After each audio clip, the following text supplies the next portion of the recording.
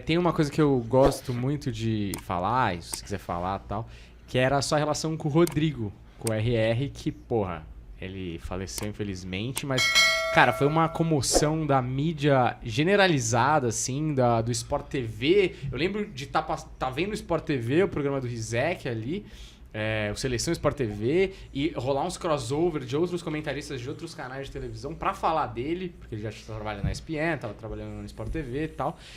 E tinha duas coisas. Uma, a relação de vocês em cena, vamos chamar assim, né, na televisão, dava pra ver que era de broderagem mesmo, de muito amigo, e ele tinha o senso de humor, ele compartilhava do seu senso de humor, e a sensação que me dava é que ele incentivava você a fazer a parada. Vai lá e faz mesmo, sabe? Ele era um cara muito cúmplice nessa parada aí.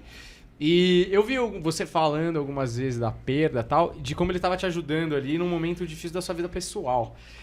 Eu queria saber, assim, agora que já passou um tempinho, assim, mas claro, ainda deve estar feridas abertas por causa disso, um pouco mais dessa sua relação com ele e de como que era essa cumplicidade no humor e como que foi esse backstage aí entre vocês. A gente brincava que falar de futebol, tem um montão de gente que fala, né? Fazer televisão é que é mais complicado, né? E o Rodrigo fazia muita televisão, era muito entretenimento. Em vários momentos até ele fugia do futebol em prol do entretenimento. E a gente teve uma relação muito próxima, foi muito parceiro dentro e fora ali da televisão.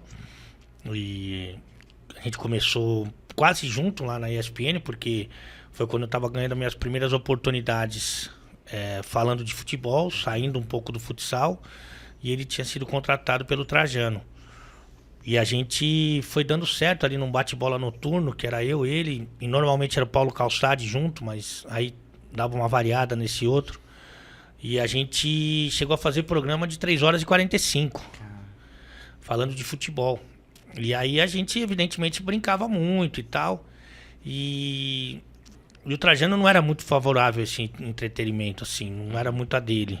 Ele já não gostava de quem não era jornalista, que era o meu caso. Talvez o único ali que não fosse jornalista, eu e o Trajano, que também não é por formação, curiosamente.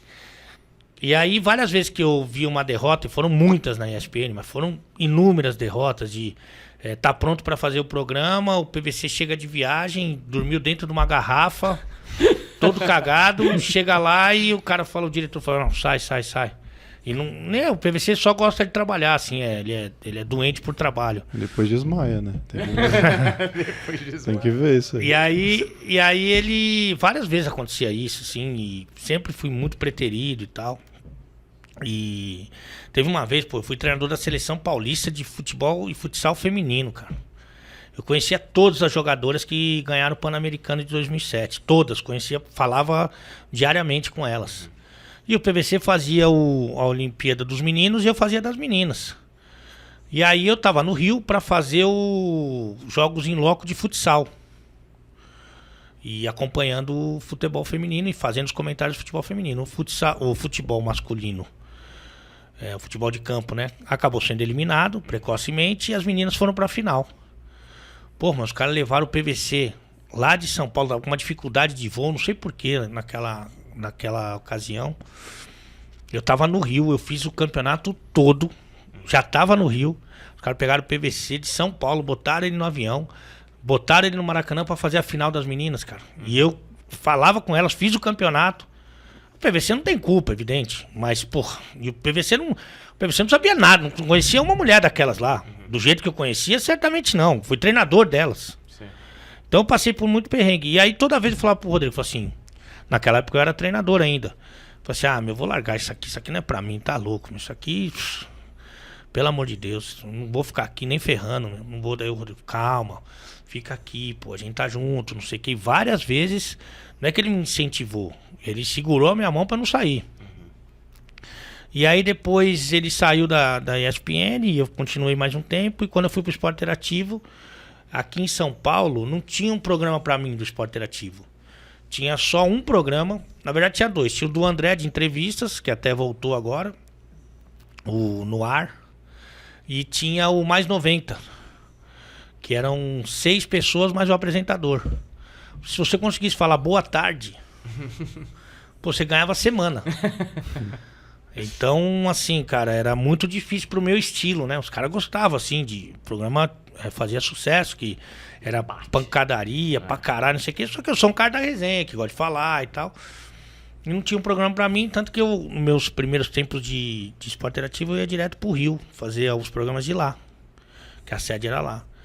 E aí a gente tava pensando num programa que eu pudesse trabalhar, né, no esporte interativo, que até então eu tava tentando me encaixar de algum jeito. E aí eu falei do Rodrigo, o pessoal adorou. E a gente fez um programa que pra mim foi muito marcante, assim, embora tenha durado pouco, que é o de placa, que hoje só tá no YouTube. Que basicamente era o Rodrigo apresentando, eu, Mauro Betti e André Henning, cara. Aí depois a gente fez umas alterações, eles fizeram algumas alterações, e aí o Gui Palese foi contratado, aí foi o Guipa, que é muito engraçado, então, puta, o programa ficava muito louco, de vez em quando ia o Ademir Quintino, o Zupac fez muitas vezes, foi bem bacana o programa, e também foi outro momento muito legal que a gente viveu antes dele se transferir pro Sport TV. Então, assim, foi meu maior parceiro disparado na TV. Foi o grande culpado, eu acho, de eu ter continuado na comunicação. E é meu amigo particular. Tanto que quando eu me separei, eu passei por momentos difíceis e tal. Passo ainda hoje, porque é uma separação muito complicada e, enfim, envolve a minha filha, envolve outros valores aqui. E aí todo mundo que me conhece a minha história...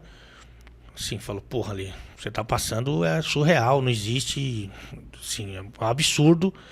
E todo mundo me dando força. E o Rodrigo percebeu que da necessidade e falou pra eu morar no flat dele, porque ele ia voltar pro Rio e, como tava na pandemia, não ia poder sair de lá. Nossa, fica aqui no meu flat. Eu não vou, vai deixar fechado, cara. Você fica aqui. E eu falei, tá bom. Desculpa. E aí... eu fui lá conhecer o flat dele e tal, a gente pediu uma pizza, papapá. E aí, na sequência, eu fiquei com Covid e ele também. Então, passou pela minha cabeça que, porra, meu, que de repente... Só que é uma doença muito louca, né, cara? Isso é muito louca. As pessoas que eu tava no sábado de manhã, nenhuma pegou Covid e eu tava com Covid. Então, não dá pra saber se o Rodrigo me passou, se eu passei pro Rodrigo, se outra pessoa passou pro Rodrigo, se outra pessoa passou pra mim. Isso não dá pra saber. É impossível você afirmar. Entendeu? Então, mas naquele momento eu fiquei um pouco abalado e aí, assim, depois do falecimento do Rodrigo, muito mais. Mas aí, cara, como eu sou uma pessoa que acredito muito em Deus e acredito também em alguns conceitos do espiritismo, eu meio que, assim, de alguma forma recebi o Rodrigo na minha vida e ele falou como ele falava sempre pra mim, falou, ó, seu idiota, você tem que seguir aí, porque agora é com você, segura a onda, tá todo mundo preocupado comigo, se estiver preocupado com você também, aí você tá dando trabalho, então segue aí o nosso caminho e segue firme. E aí eu fiquei mais forte para voltar, para continuar trabalhando e para seguir um caminho que ele meio que iniciou na minha vida, né?